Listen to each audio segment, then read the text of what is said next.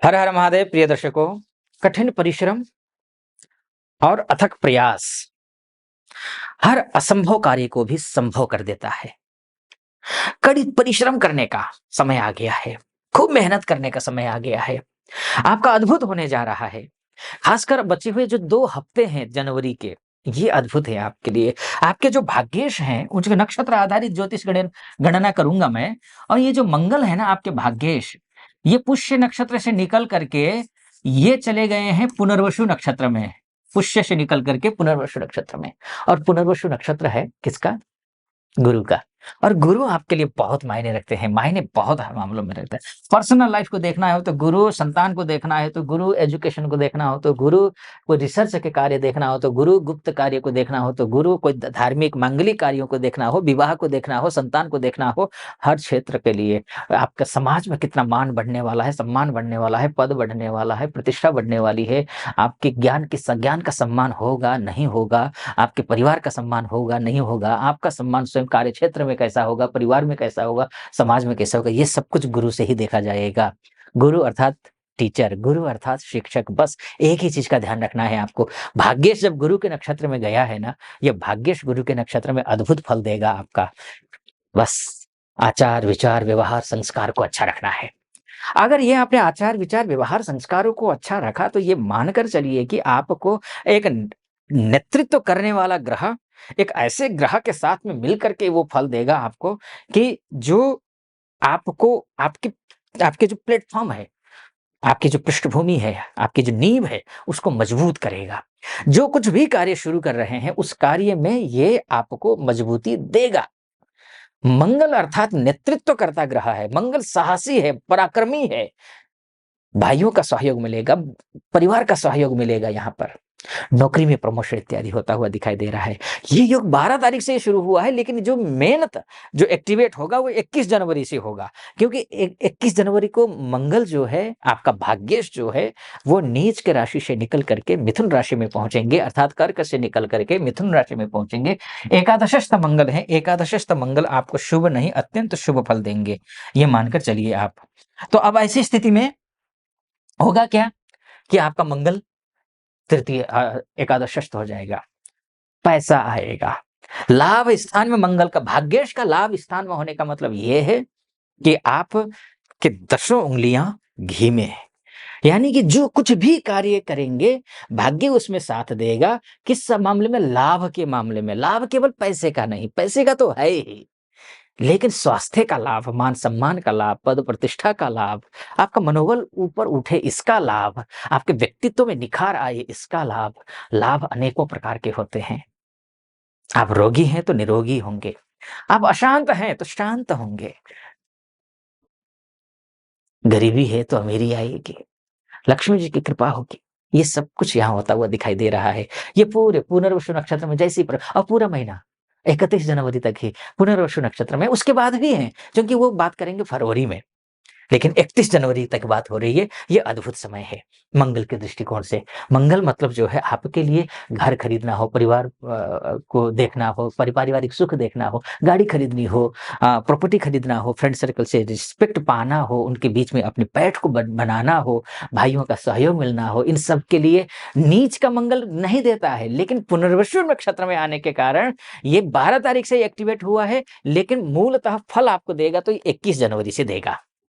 ये बात हो गई, ये मंगल गुरु की बात हो गई। आगे औरों की बात करेंगे, और ग्रह क्या क्या फल देंगे इस विषय पर चर्चा करेंगे। उससे पहले एक निवेदन करूंगा आपसे। यहाँ तक पहुंचे हैं आप और सटीक लग रहा है आपको मेरा विश्लेषण, तो चैनल को सब्सक्राइब कर दीजिएगा, वीडियो को लाइक और कमेंट बॉक्स में जाकर के महादेव का भक्त हूँ, कृपा आप पर भी बनी रहे, ऐसी मेरी कामना। हर हर महादेव 5 बार, 11 बार, 21 बार, जो भी श्रद्धा बने आप कमेंट बॉक्स में लिख दीजिएगा। चलिए फिर से वापस लौट करके मैं विषय पर आता हूं।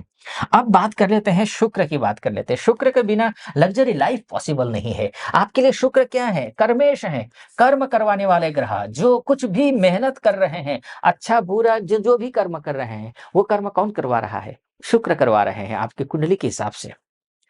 आपके कुंडली में मान सम्मान का ग्रह भी है ये शुक्र। शुक्र फिलहाल 24 जनवरी तक बहुत अच्छी स्थिति में है। केंद्र में बैठे हुए हैं, शनि के साथ बैठे हैं, मित्र ग्रह के साथ में है, मित्र राशि में है, किसी प्रकार की कोई समस्या यहाँ पर नहीं है, अच्छा ही होगा। प्रमोशन का योग दिखाई दे रहा है। आप स्त्री हैं तो पुरुष से सहयोग मिलेगा, पुरुष हैं तो स्त्री से सहयोग मिलेगा। ये अच्छी स्थिति है। लेकिन 28 के बाद ये उच्च के हो जाएंगे। उच्च के होने के बाद एक थोड़ा सा झटका जरूर है। उच्च के होने के बावजूद जो खुलकर के शुक्र को रिजल्ट देना चाहिए वो नहीं दे पाएंगे, क्योंकि त्रिकस्त होकर के उच्चस्त होंगे।